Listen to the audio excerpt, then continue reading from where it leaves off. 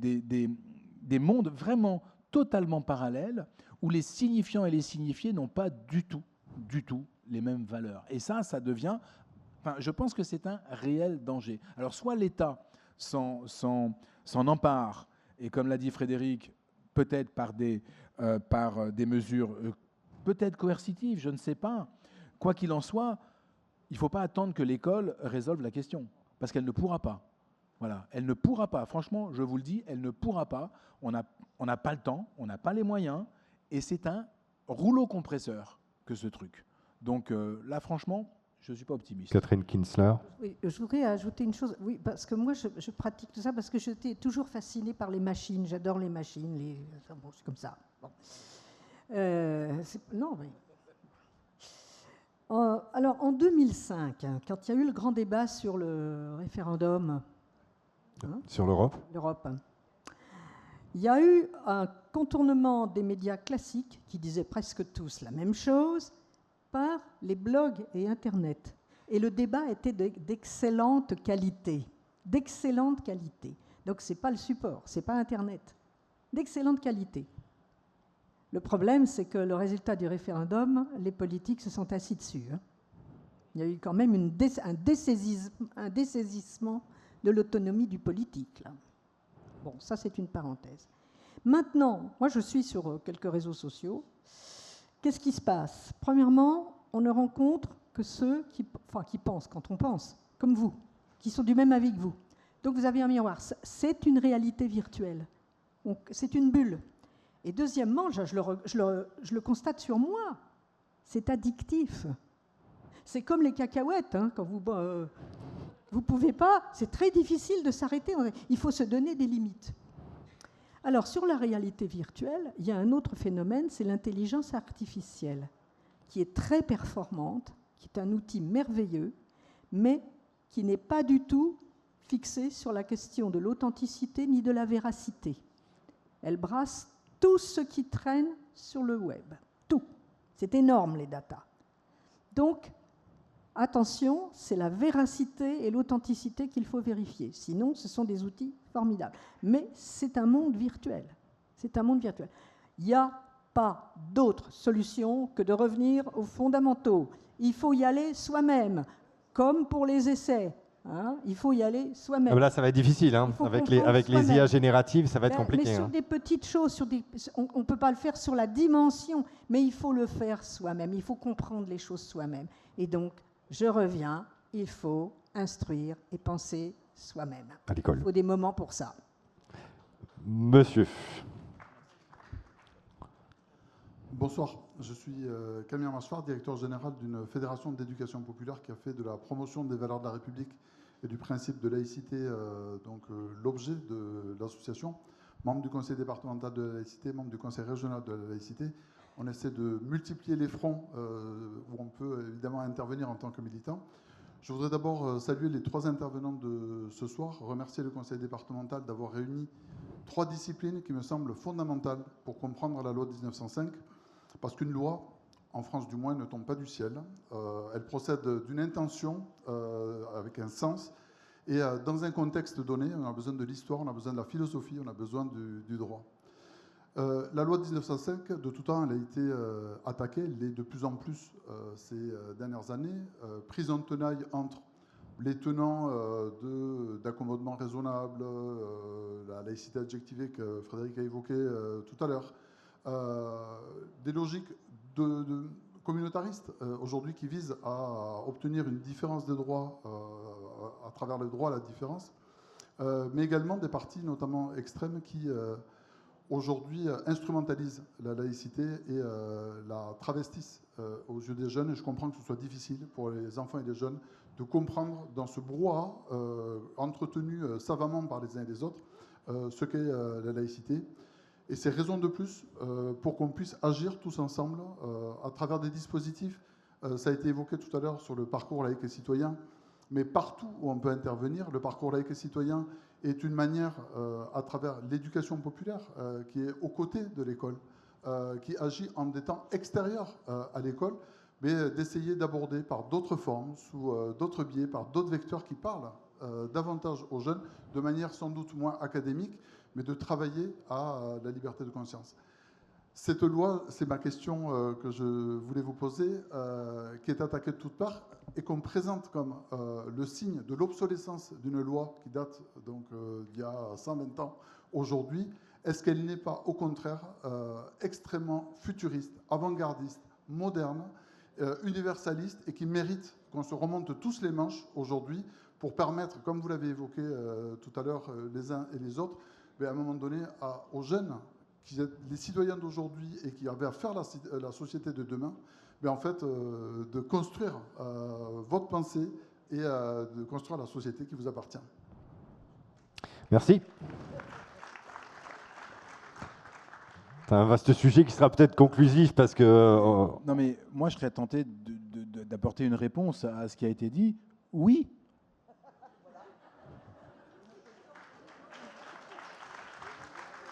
Je ne pense pas qu'il s'attendait à un non en même temps.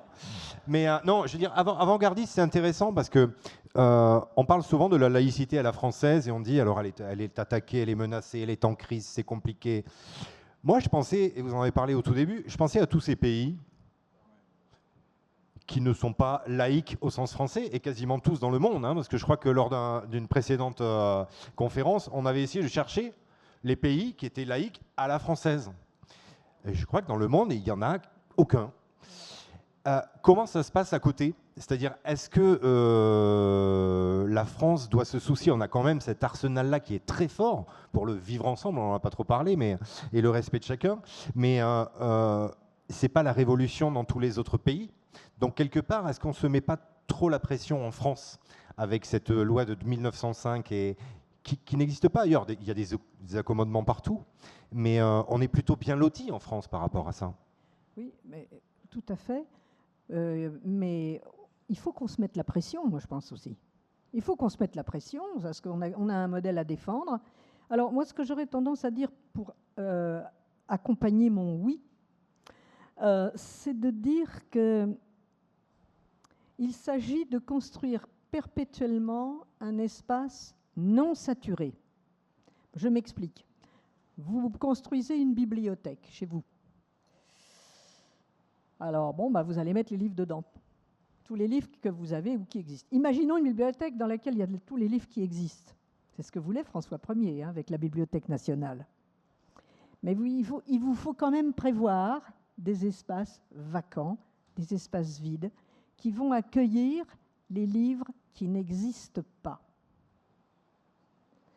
Eh bien, la laïcité propose un espace de ce type, non saturable, c'est-à-dire qu'il y a toujours un ailleurs possible. Toujours un ailleurs possible. Comme dans ma bibliothèque, j'essaye, dans mon petit appartement, de trouver des places pour les livres que je n'ai pas encore ou qui n'existeront jamais. Parce qu'il faut que je trouve toujours de l'air à côté de moi. C'est ça que nous avons à proposer, c'est la différence entre un espace laïque et un espace interconvictionnel. Vous aurez beau énumérer toutes les communautés existantes, vous n'aurez pas, il y aura toujours un moment où vous n'aurez pas assez d'air, où ça sera épuisé, parce que c'est épuisable. C'est inépuisable, la laïcité. C'est ça que moi je viens défendre aussi. Merci Frédéric de la Morena, on va prendre aussi une réponse en guise de conclusion. Alors, un petit peu et d'espoir. Oui, bien sûr. Je suis tout à fait d'accord avec ça. C'est une loi d'avenir. Pourquoi ? Parce qu'elle est universaliste profondément. Voilà. Et l'universel s'adresse à chacun. Parce que, de façon plus pragmatique, il y a plein d'États qui nous l'envient. Voilà. Il y a beaucoup d'États en ce moment qui disent que ça serait pas mal, finalement, cette histoire de séparation. J'insiste énormément sur le principe de séparation. Les Anglais qui sont allés dans la voie du multiconfessionnalisme, multiculturalisme en reviennent totalement. Les Québécois, n'en parlons pas, les Canadiens, c'est absolument terrible. Eh bien, les Québécois commencent à se lancer dans cette séparation à la française. Donc oui, c'est une loi d'avenir parce que des pays regardent vers nous. Et en 1789, on était quand même tout seul. En France, voilà, on était quand même tout seul. Et on a eu la prétention, ce qui est quand même... moi, je trouve ça formidable, c'est peut-être utopique. Notre déclaration, c'est la déclaration des droits de l'homme et du citoyen. Alors, on n'est pas le premier pays à avoir fait des déclarations de droits, ce sont les Anglais. Mais eux, les Anglais, quand ils ont fait leur déclaration, ils l'ont faite pour eux. C'est-à-dire, c'était un moyen pour eux d'affaiblir le pouvoir royal. Et ils ont mis en place le régime parlementaire. Mais nous, en France, en 1789, on fait une déclaration pour le monde entier. Ça, c'est magnifique. Voilà. Et je fais cette comparaison avec 1905. Je ne sais pas si elle a été faite pour le monde entier. Mais comme les gens, voilà, regardent un petit peu notre structure, oui, c'est évident. Enfin, c'est évident. Non, c'est pas évident pour tout le monde.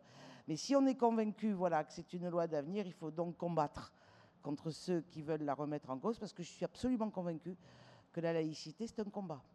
Et ça, c'est de la politique. Et Yanis Rodar. Alors, je vais dépasser le simple oui. Hein. C'était pour dire tout mon accord avec ce que vous avez dit.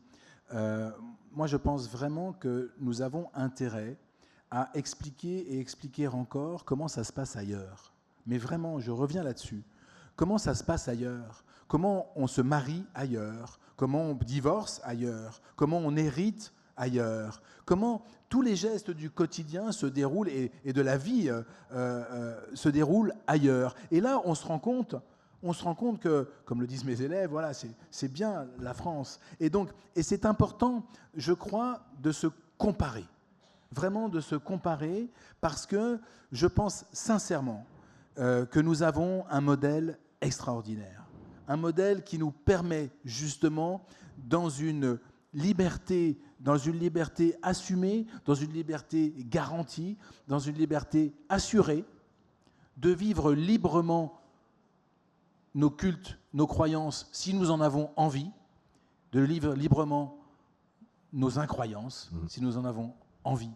Et ça, c'est un luxe extraordinaire. Avec cet État protecteur, la laïcité est un vrai bouclier et qui nous protège contre ce que nous avons déjà connu en France.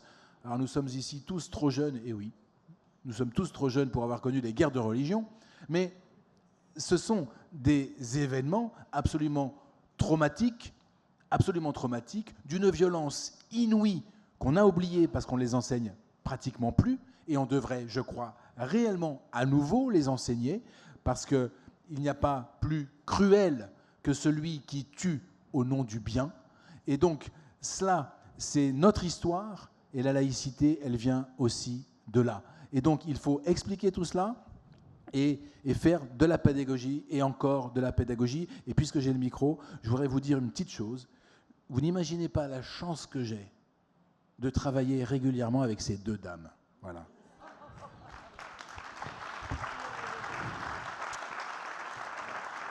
Un grand merci à tous les trois.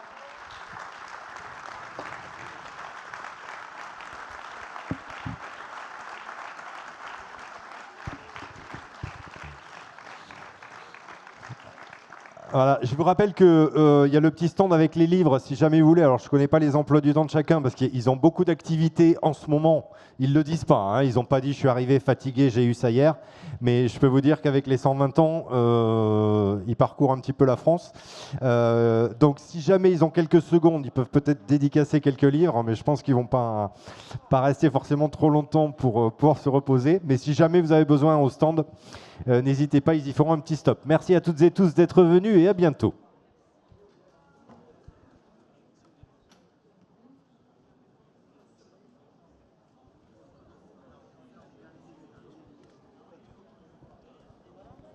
Oui, bah c'était bien. Ouais. Il y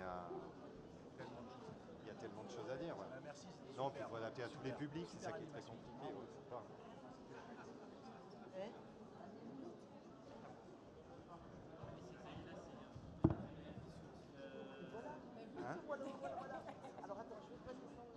Je sais pas, j'ai dit, mais peut-être qu'il y a des gens qui vont attendre. Je sais pas si on l'avait prévu ou pas. Ils peuvent peut-être aller attendre ou discuter avec le président là-bas. Je sais pas si. Des dédicaces, il n'y en aura pas trop, c'est pour ça que je l'ai dit. On aurait peut-être 3-4.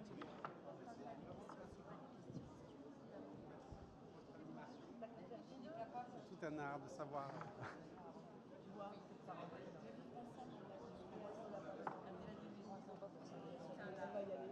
Non, là, je suis à côté.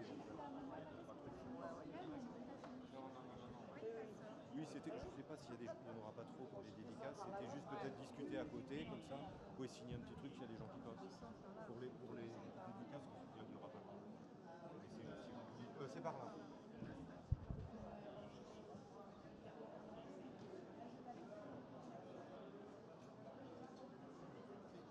Oh, non, on peut aller vous les rechercher.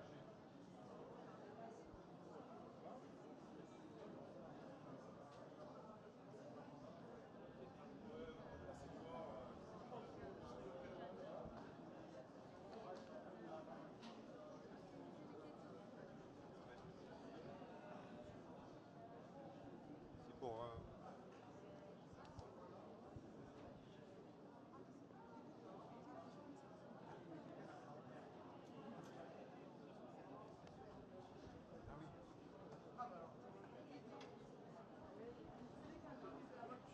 Je sais pas s'il y a des gens qui attendent, parce qu'ils ont pas tout prévu.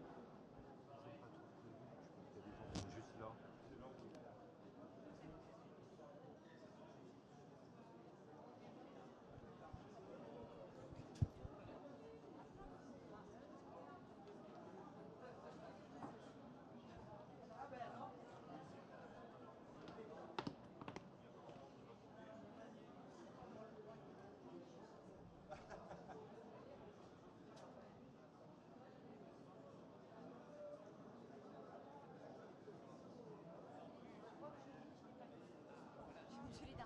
dans ma palme. Je vais le prendre après.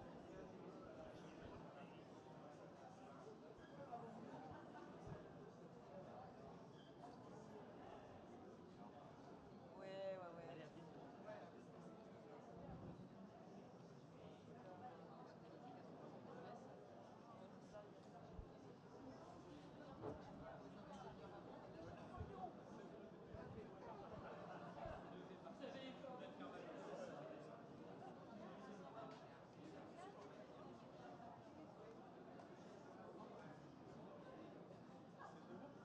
Ça, il se déplace.